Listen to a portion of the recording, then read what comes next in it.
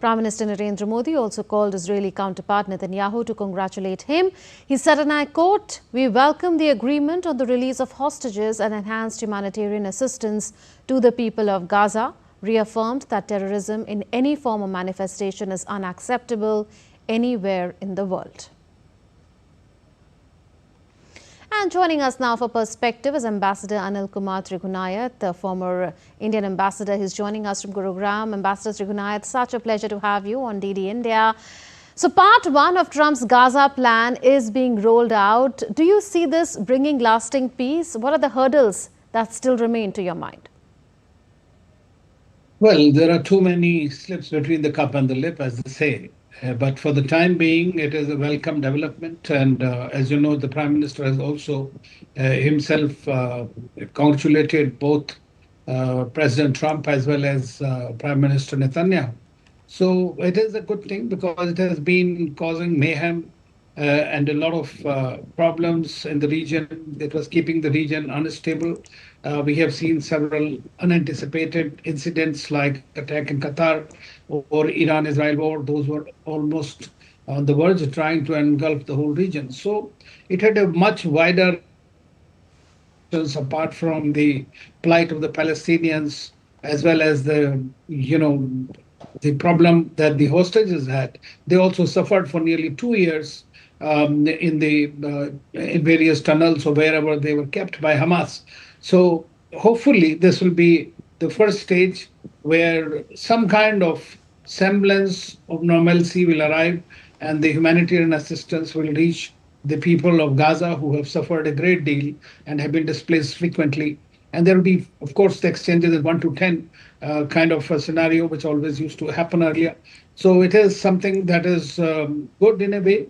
But I must say that what kind of a force that is going to come in, what will happen to that, what will happen to the overall two-state solution, I mean, eventually, that is very important. Because if that is not addressed, in my view, we are eventually going to see the repeat of the same again. And of course, they want to see the Hamas disarmed. Apparently, Hamas wants to keep some arms which have been discussed, not to counter, but to protect themselves. So we'll have to see how it eventually on ground plays out. Of course, we will see the exchange of prisoners and all that in the first phase. But the second phase is equally important because last time, if you remember, with the intervention of President Trump, this same kind of a ceasefire had been agreed. After the first phase, there was no second phase. So we'll have to see eventually and keep the fingers crossed. Absolutely. Let's take forward this by picking up the points that you had mentioned. As far as the way forward is concerned, Trump says Gaza is going to be slowly redone. And that's, of course, a reference to plans to rebuild it. We also know that Western and Arab countries have met in Paris to discuss international peacekeeping force and reconstruction assistance for Gaza once the fighting stops. We also told our viewers about how there is the force in West Asia, the US soldiers who could be deployed there for monitoring the implementation of the ceasefire. So will the future of Gaza be the much bigger challenge here?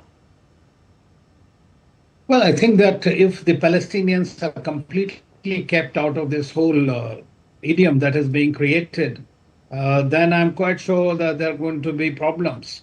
But if there is a plan eventually to incorporate the Palestinians, not the Hamas, in governance of their own territories, then I guess there could be some kind of a peace. But for that, the Israeli Prime Minister and the Israelis have to agree to that.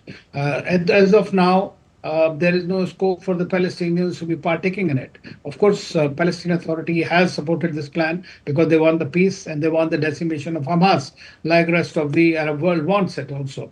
So, but we'll have to see, as I said, is Gaza has been ruled for since 2006 by the Hamas. And whether they've been completely decimated, not destroyed, we know, and what will be their take going forward. And who are the people who are going to be released by the Israelis in exchange, that will also provide the new kind of a leadership for Palestinians or for the Gaza administration. Yes, on the two-state solution that you had mentioned, we know that Israel is dead opposed to that solution. But at the same time, 142 countries have backed it. What's your sense of where this is going? Well, at the moment, it looks it's going nowhere except on the paper. Because if Israel is not agreeable to the two-state solution, it is not coming up with any other solution. This is the problem. I mean, there has to be some kind of a solution for such a large number of people who basically were entitled to their own state by the UN Security Council Resolution 181. And if you see the Saudi statement today, it also talks of the Arab peace plan that was agreed way before in 2002, and which also talks about the separate state, the this the satellites, removal of settlements, talks of East Jerusalem as the capital. Now, all those things will be physically very, very difficult to achieve. But there has to be some kind of a formula whereby the Palestinians and the Israelis can live in peace side by side and do their own thing. And if they can be friends, nothing like it. Also, Ambassador, how do you see India's position on the conflict, particularly since the October 7 attacks 2 years ago? Because would you say that there has been a nuancing of position or no?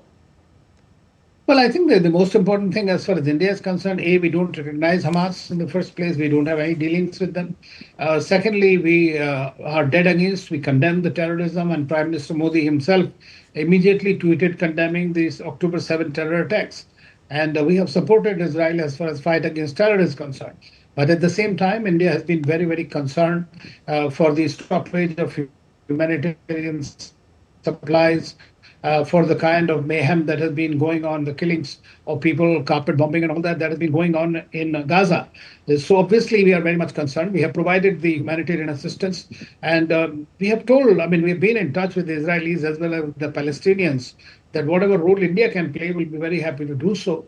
But at the same time, this is very important that this particular conflict, which is the mother of all conflicts in the West Asia region, must be addressed.